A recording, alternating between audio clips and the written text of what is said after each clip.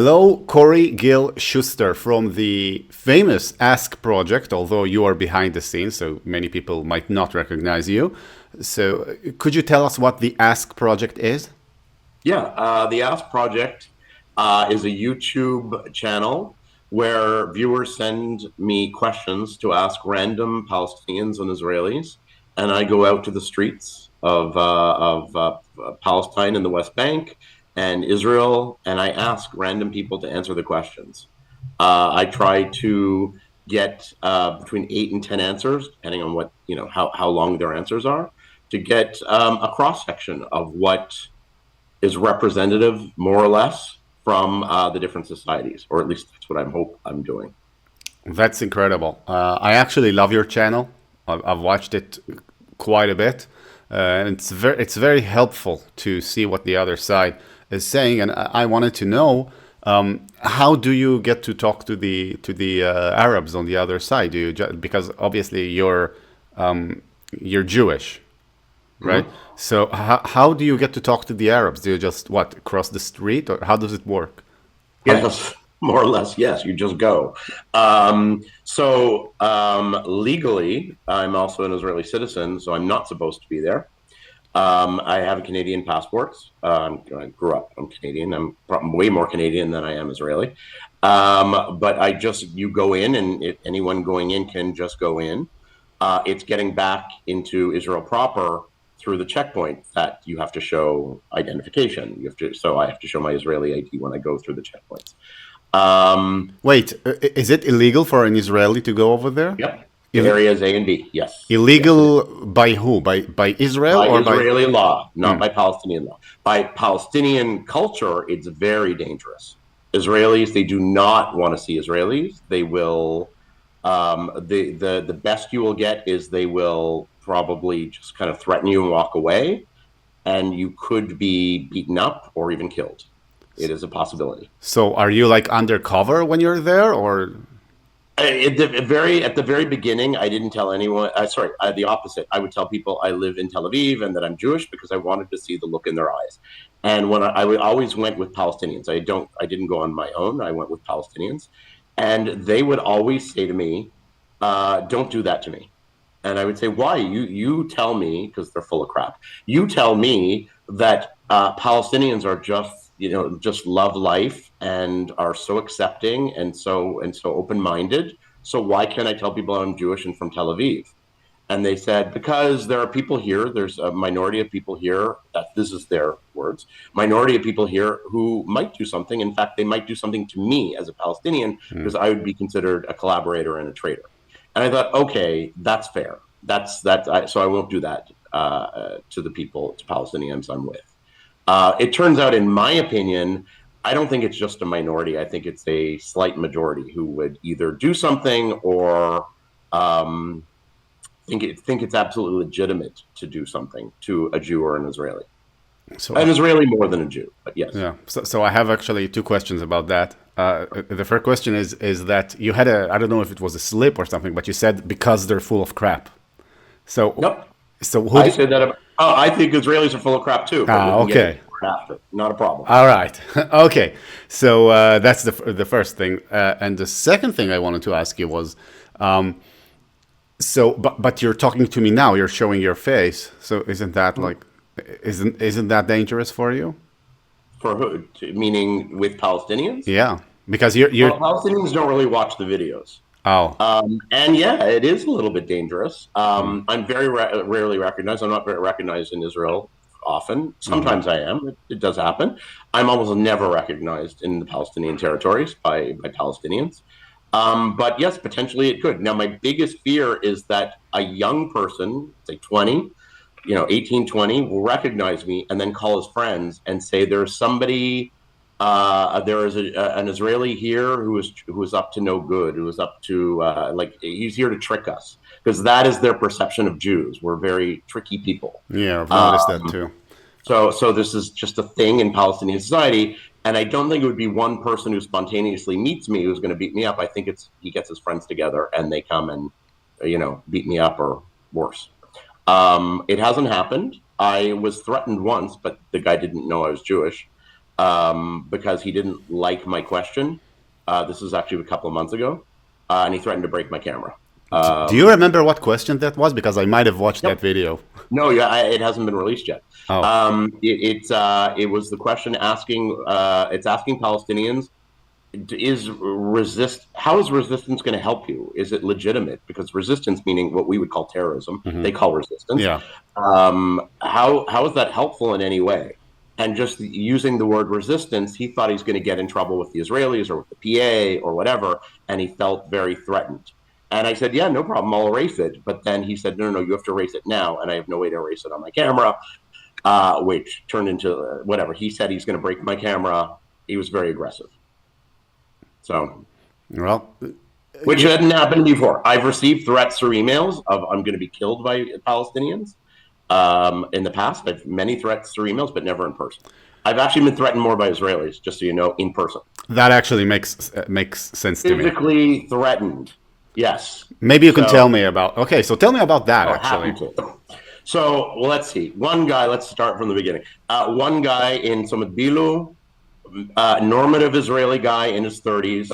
He thought I was, because what most Israelis think is I'm this leftist trying to make Israel look foolish because they don't know what I do.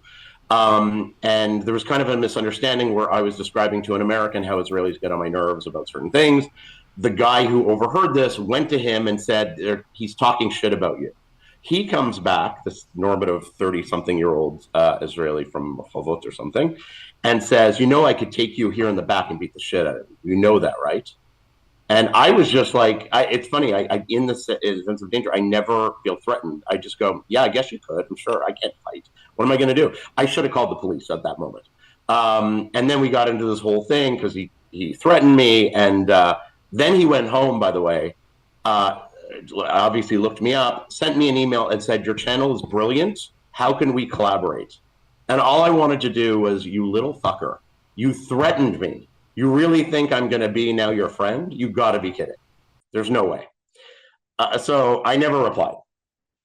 But to his credit, I guess that's better than. Yes.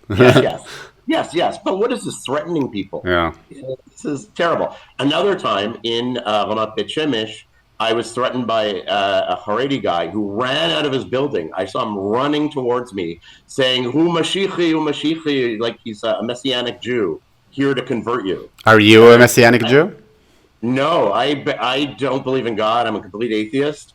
You think my joke about that is I barely believe in the Jewish beliefs. You think I'm going to believe their beliefs? You got to be kidding. There's no way. And nobody would listen to me, and they formed a circle around me saying they're going to beat the shit out of me. A bunch of like young religious guys. Well, minutes before, we were all best friends talking about conflict and all these things. We're all best of friends. And then everyone around there said, well, look, you have to leave. You're inciting here. You're inciting. So I have a lot of criticism of Israeli culture as well. So let's take a step back, because I'm actually more interested. How does it feel to go into basically what could be construed as hostile territory? Yeah. Right, because there's a difference when you go into the areas inside Israel to ask people questions over there. I guess I don't know, when you get into trouble. I guess you could say it's something about your behavior. I'm not saying it's your fault, right? But if you were to sit and do nothing, you would probably not get into trouble, right? So it's something about your behavior that brings trouble. Not that I'm saying it's your fault. But when you go into the Palestinian authorities, areas A and B, your mere presence there is could spell trouble for you.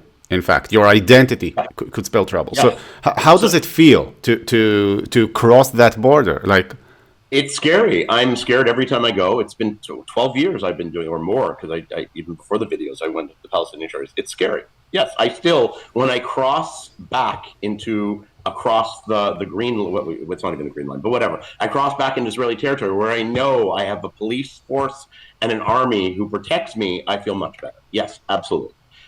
It might be completely psychological. I don't know, but I feel much safer on this side. So you didn't get used to it. You didn't get used to it.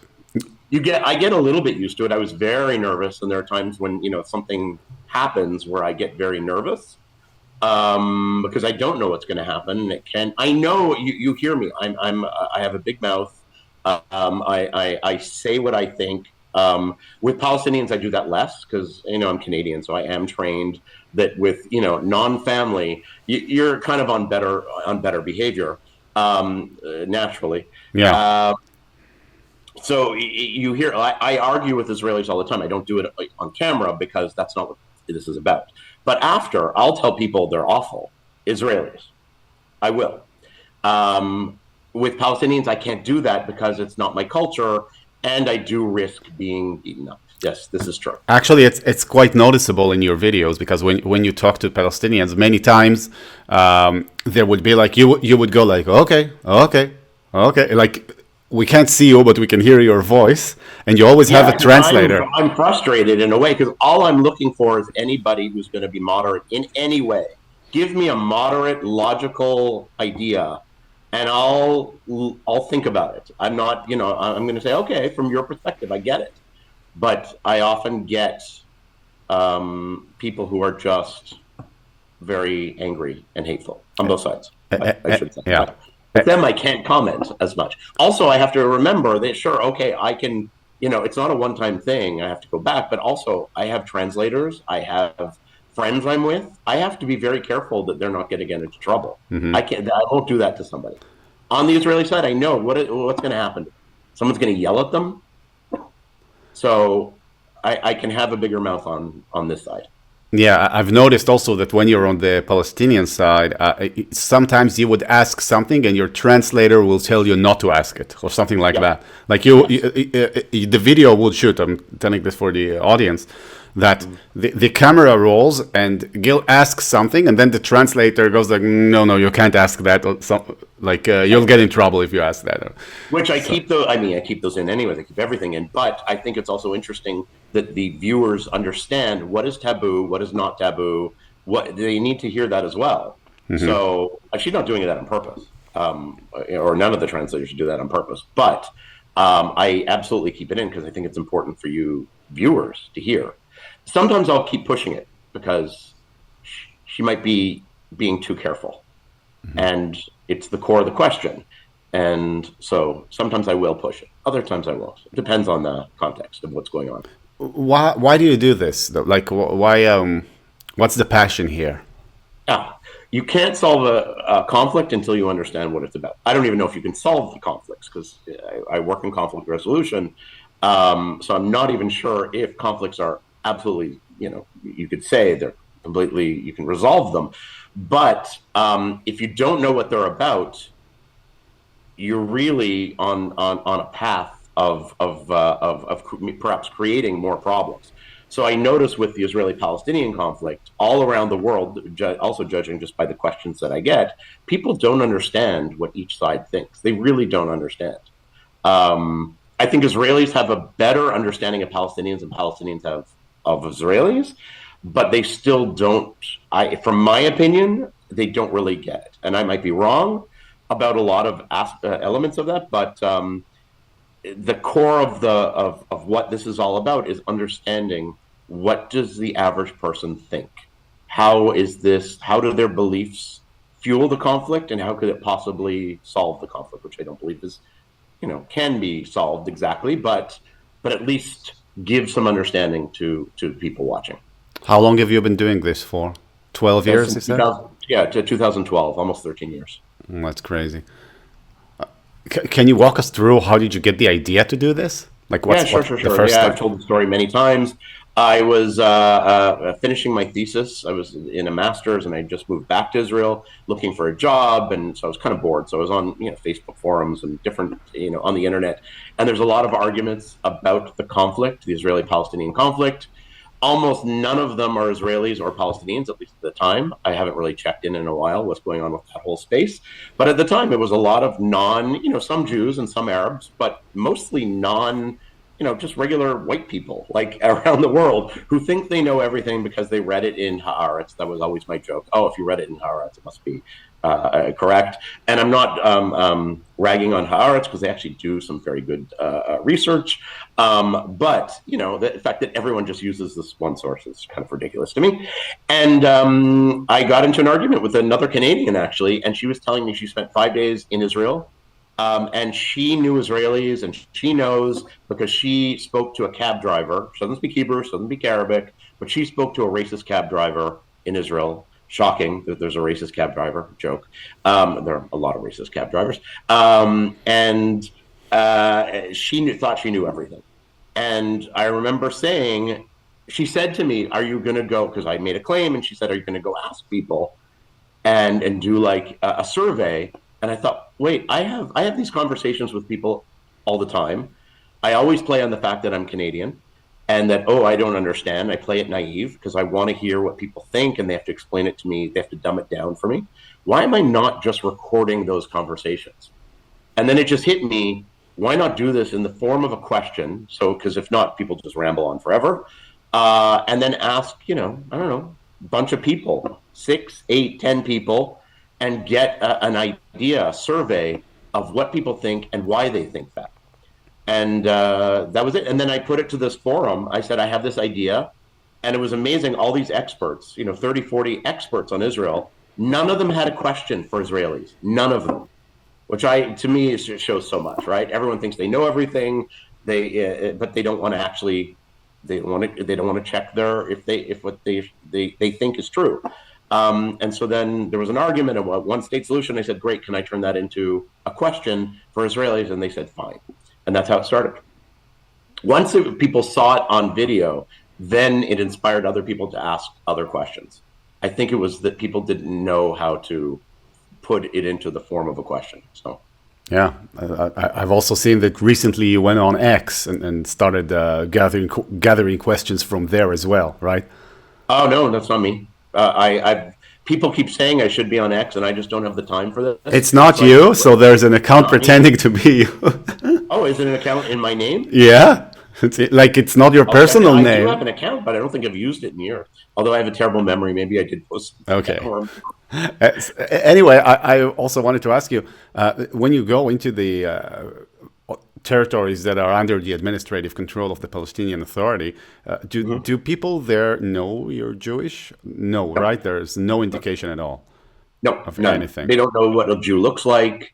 There was one time, this is years ago, it wasn't even during the war, but 2-3 years ago, that 2 people on the same day asked if I was Israeli, and I thought, well, that's odd. Maybe there was something in the media that that Israelis were coming into. This is in Ramallah, but really, it never happens. Have you found there to be differences of opinion between the main Palestinian cities?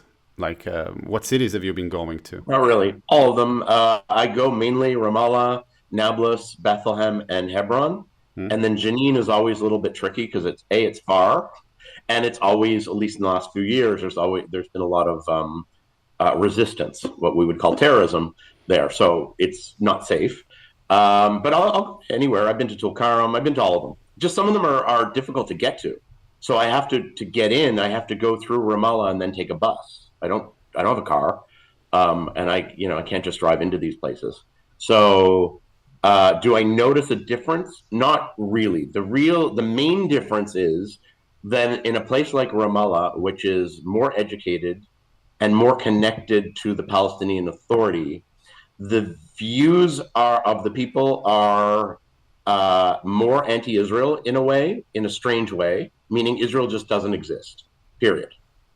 Whereas when I go to Nablus and Bethlehem and Hebron specifically, that are more business-oriented, middle, lower-class cities, the idea is, well, we can work in Israel, so Israel gives us something. It's not they like Israelis. They don't even believe Israelis should be here. But Israel gives them a certain benefit, maybe not in the last year and a bit, but in general. So there is and some of them work in Israel. So there is just a slightly different view of there's a benefit to the fact that Israel exists. You know, you have to be one of the most underappreciated experts on the topic. If you could, you know, you probably wouldn't call yourself an expert, but No, you not have really. a lot I'm of always experience. surprised by them. Yeah. Yes, that I would say. Yes, that is true. But I'm always. I'll give you an example. In 2000, when did I start going to the Palestinian territories? 2013, 2012, something like that. When we were talking about occupation, in my Canadian mind, I'm 54 years old. In my Canadian lefty mind, I always thought we were talking about the West Bank and Gaza. I really did for years, and it took me a couple of years to figure out they're talking about Tel Aviv and Haifa. They're not talking about the West Bank when they talk about occupation. Everything is occupation. Yes, I am often wrong. I am often misunderstanding things because they speak, each side speaks in certain slogans. On the Israeli side, I understand those slogans better because I know the culture better. On the Palestinian side, every time I'm there, something surprises me. Could you tell me about something that surprised you recently? And nothing's coming to mind because I was just thinking about the occupation thing, but that thing for a while. Um, no, but something will come up. I'll think of something after. Okay. What are some of the concerns that you hear on the Palestinian side that you think are legit? You know, fair concerns. Um, so to them, the issue of checkpoints is huge. I actually entirely believe in checkpoints completely, but they blame checkpoints for all their problems, even when they're not problems. If you're going from Wait, Ramallah could you to explain Bethlehem, to us what the checkpoints are okay, exactly and what the experience is like? Because most okay, people, you know, they have this vision in their mind. Yeah, it's a checkpoint. It's joking. Explain to sure. us what it is. Okay, so I'll try and explain it from the perspective of being in the West Bank. You're in the West Bank, and when you go into Israel proper, that's what we'll call it. You pass into what is completely Israeli controlled. Um, there are checkpoints for both Israelis and for Palestinians because they're checking if you have weapons, if you're legally allowed to be there. Because since 1993, Palestinians need a permit to be in Israel, stuff like that. So if you're in Ramallah and you need to go to Bethlehem, Jerusalem's kind of in the way. So you have to kind of go around Jerusalem. And there is a checkpoint there called Kalandia. It's one of the major checkpoints. And so you have a lot of traffic going into both Jerusalem and going around. And they will blame that checkpoint on the fact that they're always late to everything. That Palestinians will blame them. That they're that it takes forever to get anywhere, which, by the way, is true, but also not true because their infrastructure in the West Bank is so bad that that's actually, in my estimation, it's 80% of what's going on is that, and then the checkpoint just adds to it. They also complained that if they go through a checkpoint, which most Palestinians don't need to generally go through checkpoints, then they are humiliated by Israelis. I personally, as a Canadian, don't understand that argument. It makes no sense to me. I'm not Middle Eastern. It makes no sense to me because I go through the checkpoints with them. For those who are watching who are Palestinian, they say, you don't understand. No, I'm going through the checkpoints with the Palestinians. They think I'm Palestinian going through. They don't know I'm Israeli. I'm going through Palestinian checkpoints all the time. It is kind of like going through the airport, but as if the airport was kind of ugly and dirty. That's the only difference. And the TSA or whoever it is, the security people are a little ruder, or not ruder, but just very unhelpful. So they see it as humiliation. They see it as a thorn that needs to be removed because they see all the land as theirs. So how dare these people put this checkpoint there? And then I would say to Palestinians, yes, but there's a security issue. And they say, no. If there weren't the checkpoints, there wouldn't be a security issue, which is nonsense. Because I was here before in the second Intifada, before the second Intifada. That is complete nonsense. So with the ones who I feel I could speak to, I tell them it's nonsense. That's number one. The other part is, I just want to mention this, is there's a thing called a flying checkpoint, which means within the West Bank, there are, if the Israelis are trying to locate somebody, or they have information that there's going to be an attack, they will put up a checkpoint at certain places along either major roads or minor roads to try to find the person they're looking for. So, Oh, which means, so sorry? these are not permanent. No, no, no, no. They're not permanent. No, there are little structures in many places in the West Bank, which Palestinians will call checkpoints, which are unmanned. There's nobody there most of the time. Every so often, yes, you do have people there. They stop cars. They kind of look at you, or they just say they wave you through until they find the person they're looking for. Of all the times I've traveled in the West Bank, I've seen a handful of those. So I would say maybe it's once in a while. I don't know the frequencies because I'm not on every road and I'm not going everywhere, but it's not as common as the other checkpoints are permanent. So, but they do slow things down, absolutely. Um, so But yeah, it's that's the Palestinian you're perspective. saying it's not as bad as they say that it is. I don't think it is because I also lived through the second Intifada. Like, also understand my personality. I don't think anything is as bad as people like to dramatize. Mm. I really don't. I live in Tel Aviv. We have periodic sirens for rockets. I don't even think that's a big deal. I don't live in the far north. I don't live near Gaza where people were massacred. The fact that there's a siren and I hear some explosions in the air and it's a little scary, I'm not going to get too excited about that. I'm not going to make this all dramatic. Oh my God, I can't believe it. It's true. It's not normal. It's not good. I agree. But I'm also not going to get very hysterical about the whole thing. So, in the same way, when I'm going through a flying checkpoint, I don't think it's the worst thing in the world, other than I hate being in traffic. I do. I get it. I understand why that it leads to lack of productivity and people take longer and it's annoying. And but from Palestinian perspectives, and this is I criticize them for, they refuse to see the security element of it. For them, the at least the way to describe it is this is done to harass Palestinians, which I know that's not the way it is. There are ways that Israel, I think, does harass Palestinians sometimes in small amounts. This is not it. But because they feel that resistance is legitimate and required, and resistance is what we would call terrorism, they have to make mental gymnastics of how to understand the enemy. And the enemy must be doing bad things at all times. That's how it works. Yeah, so I'm gonna ask the question again. Okay, my question was, what are the concerns on the Palestinian side that you think are legitimate? So the legitimate part of that is that it makes life for Palestinians very unpredictable. Things like checkpoints.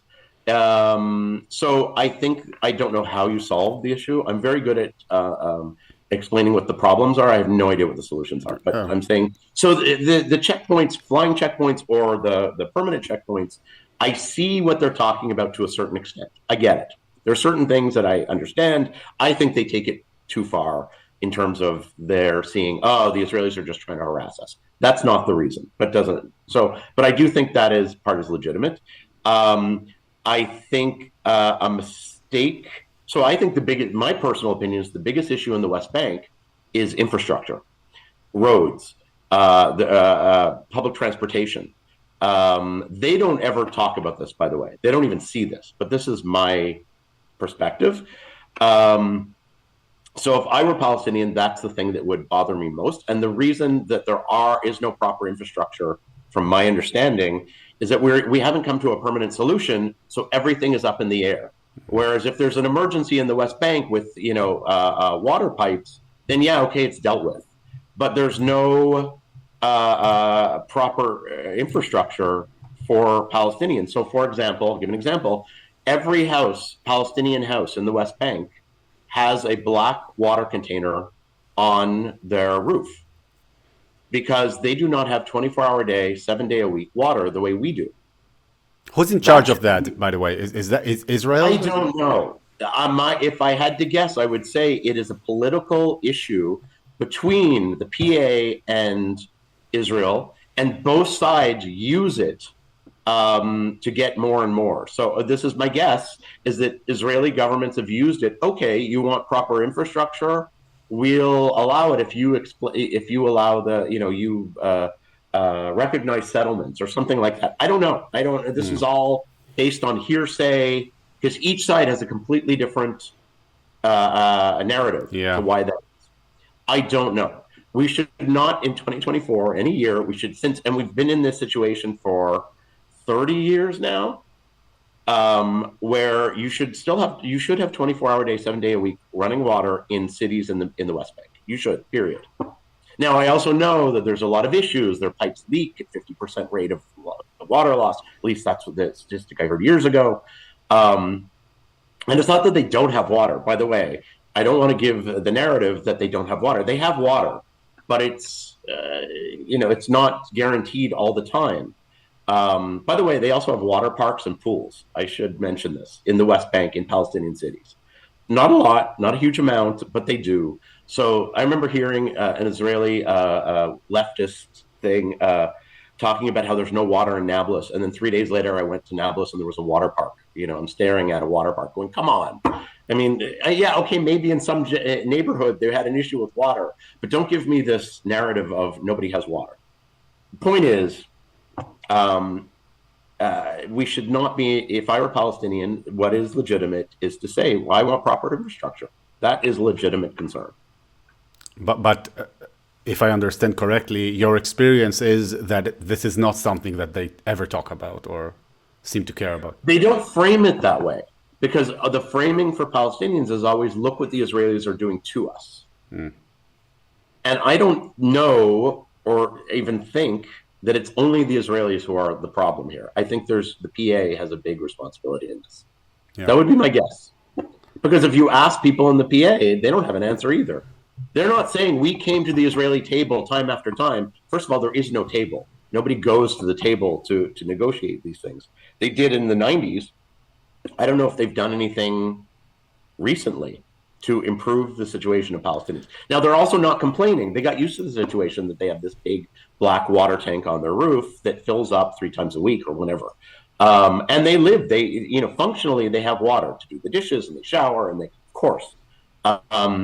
It's still, if I were Palestinian, having lived in Canada and having lived in Tel Aviv, I would want proper infrastructure. That would be my issue. I think that's legitimate.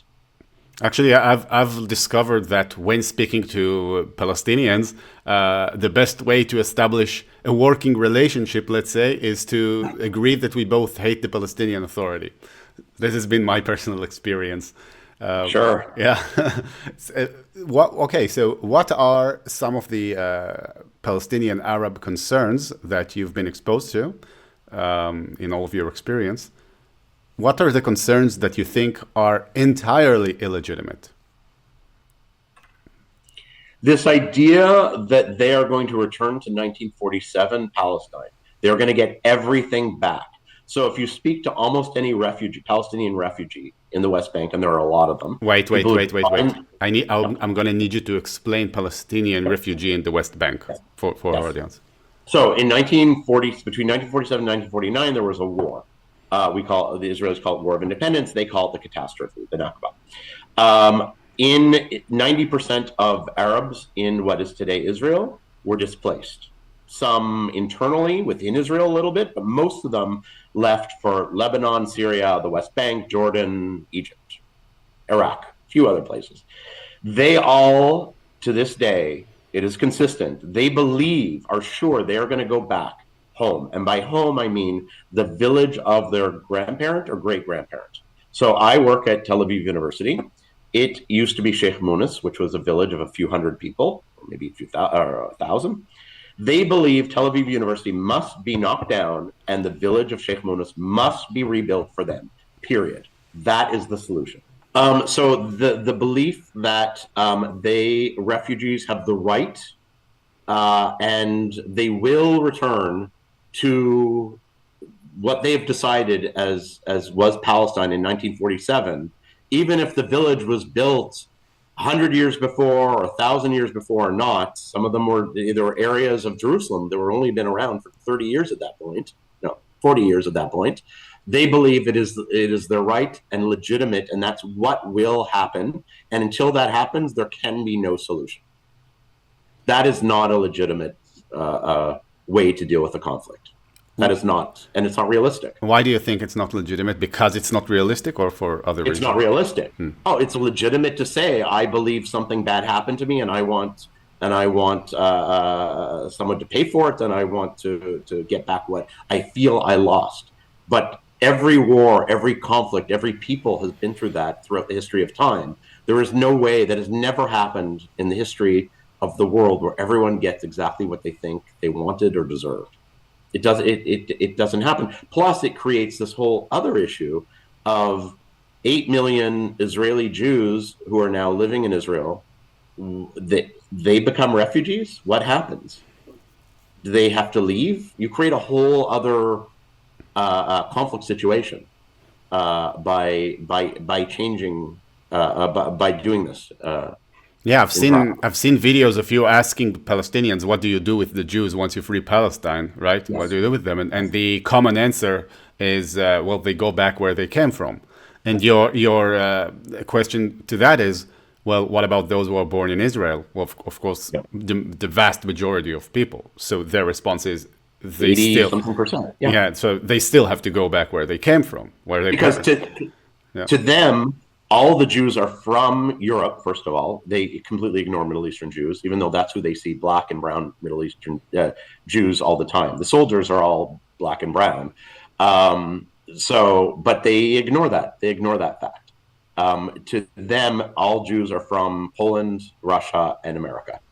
Period. Actually, my experience has been when interacting with Palestinians, that the one of the best ways to establish, a common, because the gap in narrative is so big, and I do feel, of course, I'm not neutral here, but I do feel that the Israeli narrative, it's not accurate, but it's more connected to reality. Like it's this Yeah, is what I feel. I would say that.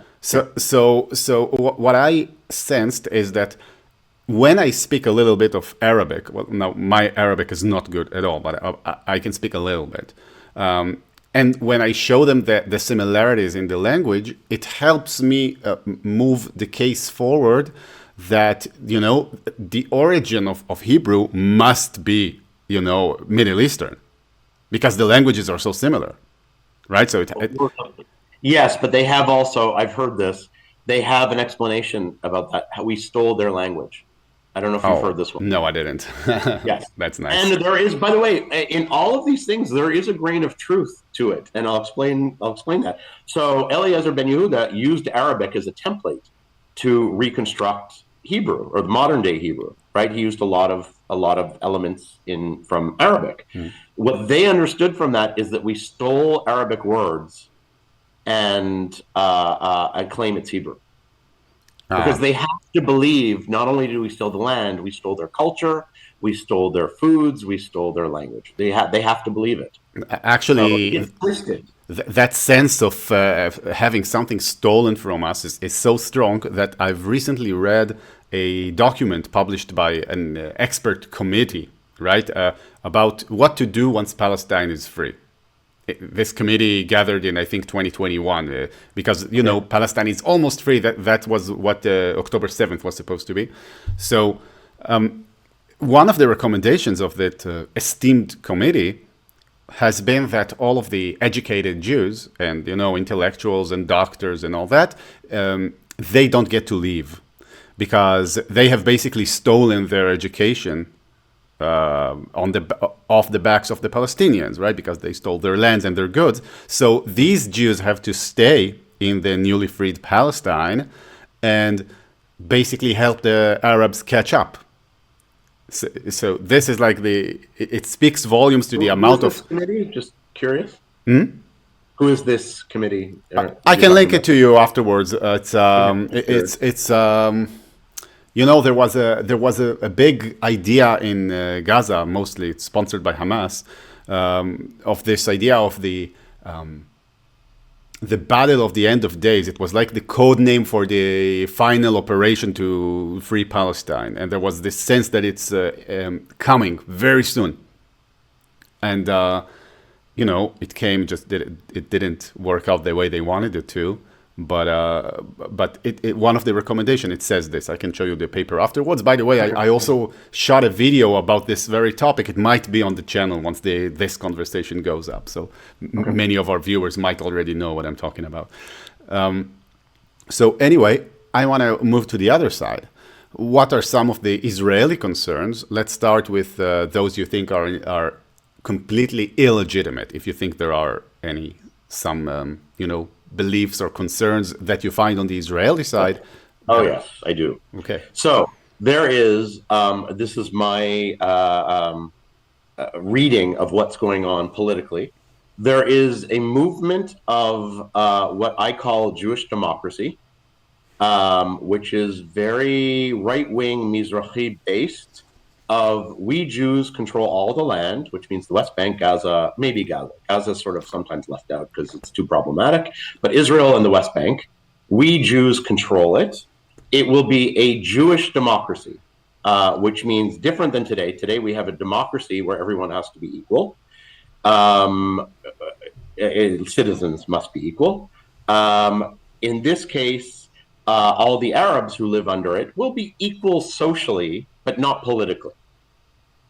And this is what I hear a lot of people saying, that this is the direction we must go in, and this is why they're against, or they're for the judicial reforms and of creating a Jewish democracy and somehow integrating the Palestinians into this. The Palestinians, or the Arabs as they call them, are allowed to stay. That's okay. It's legit. That's fine. But they cannot have national rights. The Jews have national rights. The Arabs do not have any national rights. And I always say, well, what does that mean? If you say non-Jews or Arabs are equal, in a real equal society, if I am Arab, I can run for prime minister. I can be a president. I can be the head of, I could go to the top and be the top of, any industry or government position. And they say, well, when it comes to prime minister, no. And it comes to minister of defense, no, we can't trust them. But everything else is okay. That's what I hear all the time. My point is, in a real democracy, if you're equal, you're equal. You can't have equal until. There's no such thing as, because you come from a certain group.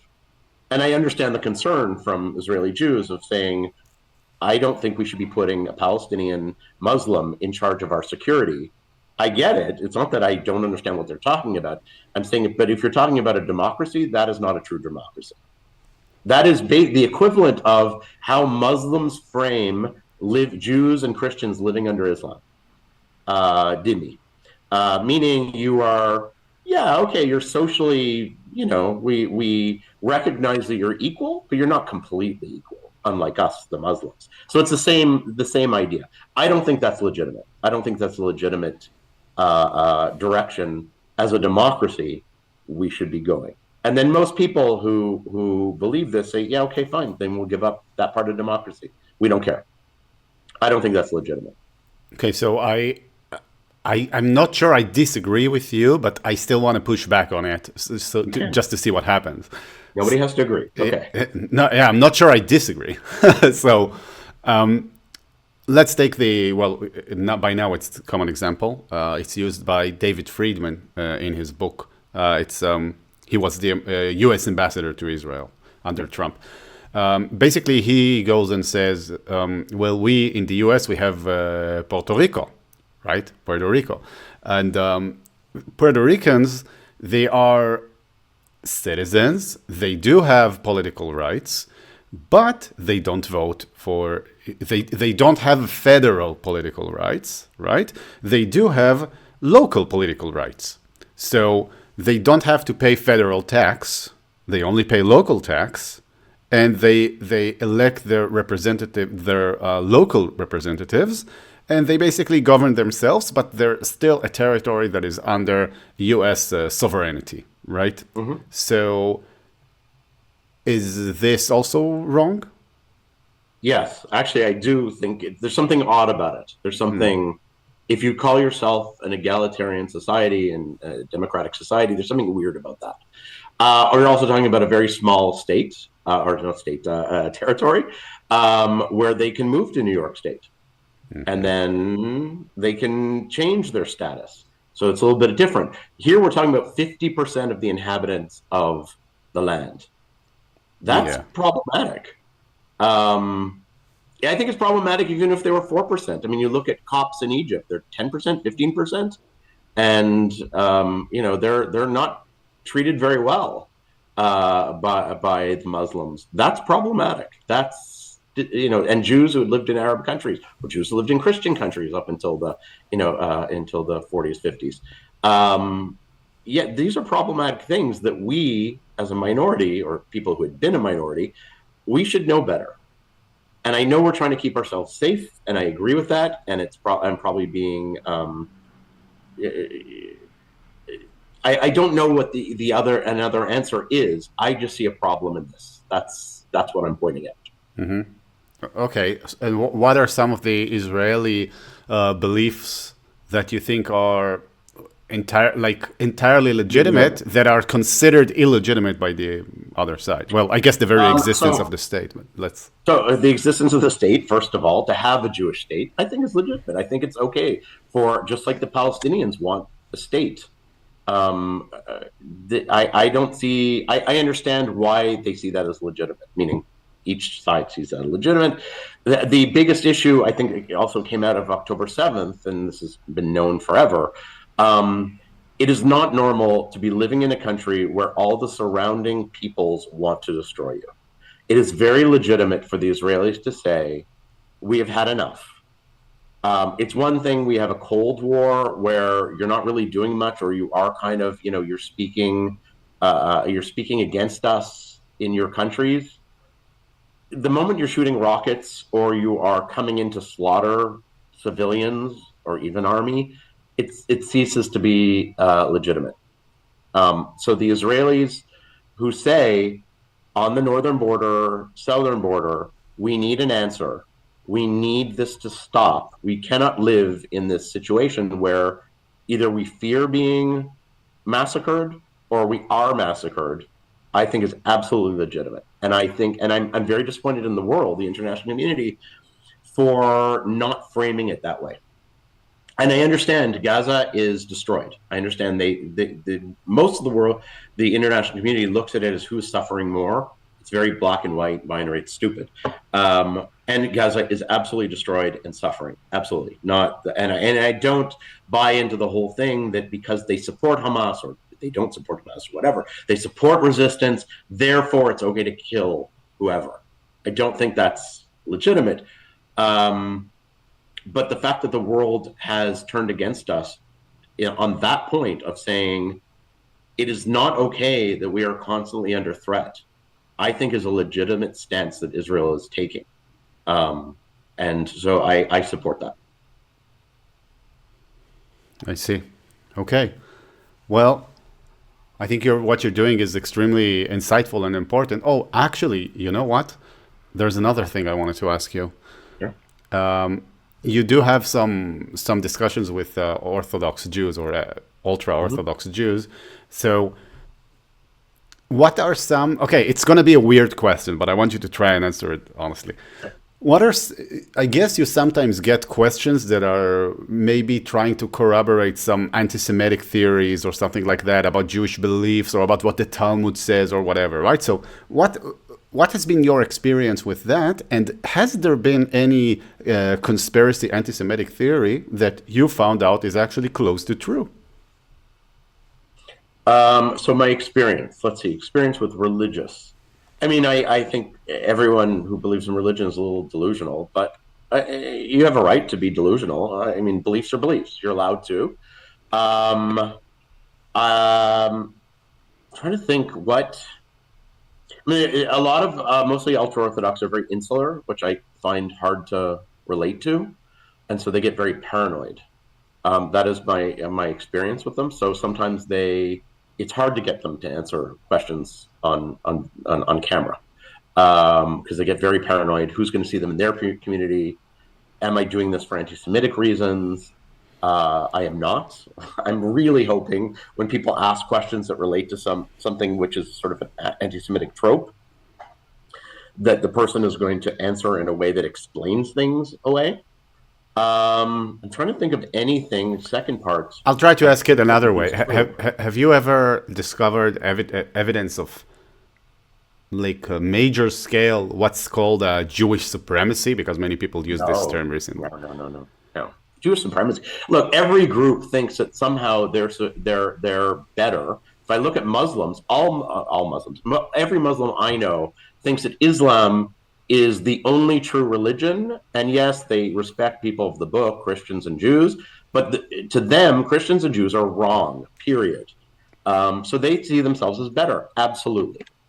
And Jews think of themselves as the chosen, or not all Jews, but a lot of Jews think of themselves as the chosen people. It's the same idea. We become self-absorbed in our own cultures and own religions, and we love to think that we're somehow different.